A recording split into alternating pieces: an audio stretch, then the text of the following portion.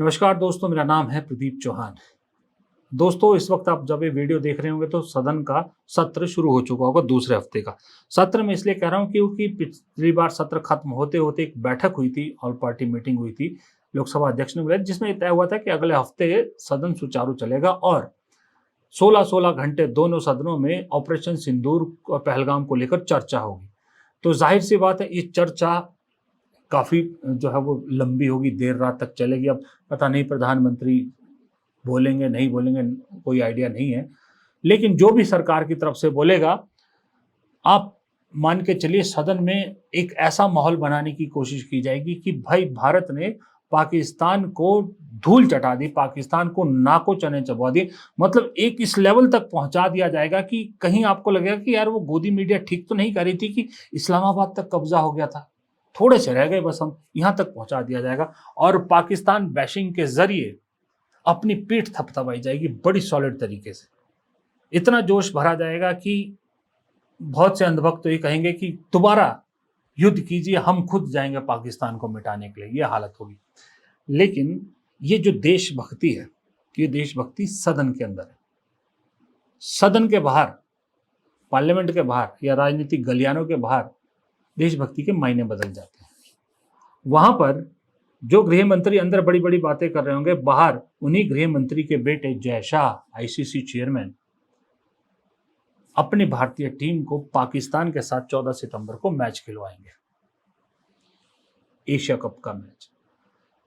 अंदर बात की जाएगी कि पाकिस्तान, इस तरह का माहौल बनाया जाएगा कि पाकिस्तान से आने वाली हवा भी आप ना खींचे, वो हवा भी ना ले, क्योंकि हमारे निहत्थे लोगों को मारा गया था पहलगाम में, उनके कातिल अभी भी वहां बैठे हैं, ऐसा माहौल बनाया जाएगा। लेकिन बाहर उसी पाकिस्तान की टीम के साथ क्रिकेट मैच खेला जाएगा, क्योंकि इस क्रिकेट मैच को देखने के लिए बहुत लोग आएंगे, उसके साथ पैसा जुड़ा है। अब पैसा क्रिकेट को में सबसे ज़्यादा है। अब ये पैसा किस में बढ़ता है आपको मालूम है? कभी देश के काम तो नहीं आता। क्या वो पैसा सेना में बांटा जाएगा, सेना के उत्थान के लिए काम आएगा, सेना के लिए नए हथियार आएंगे, या उस पैसे से स्कूल खोले जाएंगे, या उस पैसे से जो जर्जर हालत में स्कूल अस्पताल है उनकी रिपेयर की जाएगी, क्या उस पैसे से जो गड्ढे पड़ती हुई सड़कें उनको रिपेयर किया जाएगा? ऐसा तो नहीं है ना। वो पैसा तो क्रिकेट बोर्ड के पास ही जाएगा। जब पैसे की बात आती है तो कहते हैं ये इंडिया की टीम नहीं है, ये तो board of cricket control, BCCI की टीम है।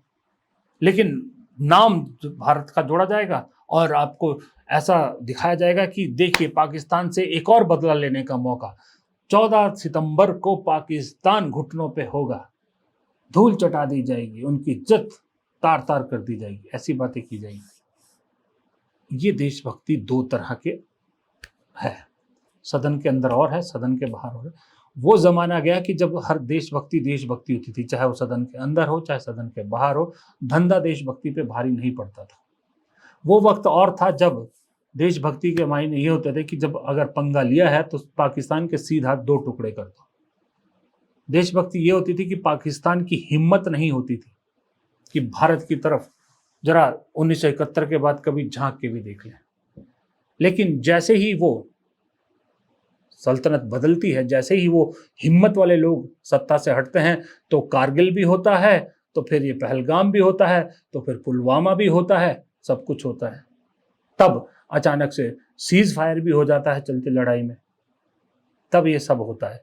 पाकिस्तान को भी मालूम है कि कब हिंदुस्तान से पंगा लेना है, कब नहीं लेना है, वो अच्छी तरह से जानता है। लेकिन उस वक्त अगर संबंध नॉर्मल है तो हर जगह नॉर्मल है, क्रिकेट ग्राउंड में भी नॉर्मल है और उस पर भी मैन पीपल टू पीपल भी।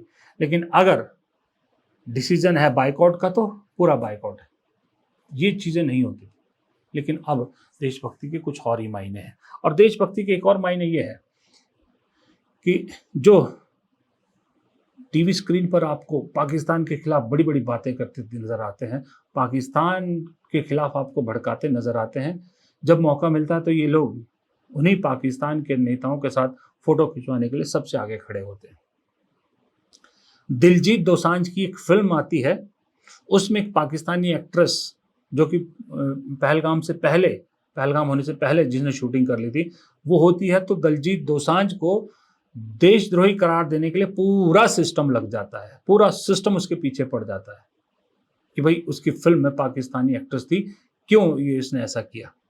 लेकिन जब वो सिस्टम के आका पाकिस्तानी क्रिकेटरों को देखते हैं तो उनके साथ लंच भी करते हैं, फोटो भी खींचते हैं।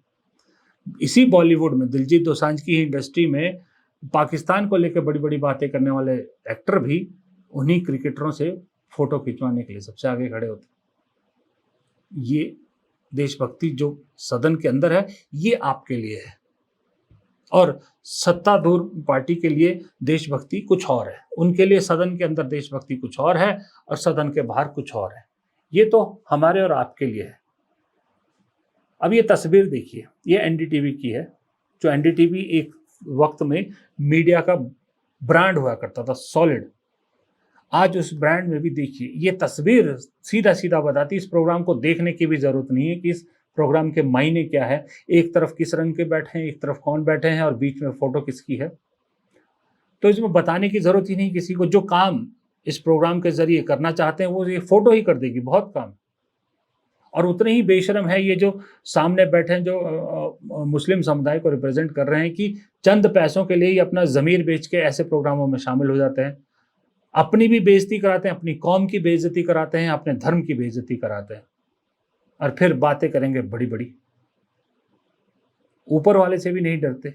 ज़मीर नाम तो पता नहीं चंद पैसों के नीचे कहाँ दब जाता है इन लोगों का, और मज़ा आता है इन्हें अपनी और अपने धर्म के लोगों की बेइज्जती कराने में। ठेकेदार बने हैं। और दूसरी तरफ वालों को तो मौका चाहिए ऐसा। इनको तो आसान है कि आज की डेट में फेमस होना है तो सबसे आसान है, भगवा धारण कर लो, फिर चाहे आप चर्ची क्यों ना हो, आप वहाँ बैठ जाइए। कुंभ में बैठे हैं तो कहीं देखें आप उस वक्त कैसे कैसे लोगों को टीवी मीडिया ने खूब चलाया, खूब दिखाया। तो ये हकीकत है अलग अलग तरह की देशभक्ति। और देशभक्ति, आप सवाल पूछते हैं, सरकार से सवाल पूछते हैं, आप इनके देशभक्ति के फॉर्मूले पे नहीं चलते हैं, तो आप अगर हिंदू हैं तो आपको हर कदम पे देशभक्ति प्रूव करनी पड़ेगी। अगर आप सिख और ईसाई हैं तो आपको हर कदम पर 2 बार देशभक्ति प्रूव करनी पड़ेगी। और अगर आप मुसलमान हैं तो हर कदम पर 4 बार आपको देशभक्ति प्रूव करनी पड़ेगी। ये आज की इस भारत का थंब रूल बन गया है। और हकीकत यही है कि ये आंखों पे चढ़ा पर्दा उतरने का नाम नहीं ले रहा, और इसको उतार कोई राजनेता, कोई राजनीतिक पार्टी नहीं सकती। इसको उतार वही सकता है जिसकी आंख पे चढ़ा है। अब उसकी आंख पे ये पर्दा कब उतरेगा, उसकी आंख पे चढ़ा हुआ, उसके लिए ये डिपेंड करता है कि उसके कान कितने सॉलिड है। क्योंकि आंख से तो देख नहीं पा रहा, कम से कम कान से सुन तो ले सच्चाई क्या है। अब कान से सुनी सच्चाई पे भी आदमी अगर इतनी जल्दी विश्वास नहीं कर रहे हैं तो फिर मुझे नहीं मालूम कब तक ये पर्दा यूं ही पड़ा रहेगा। नमस्कार।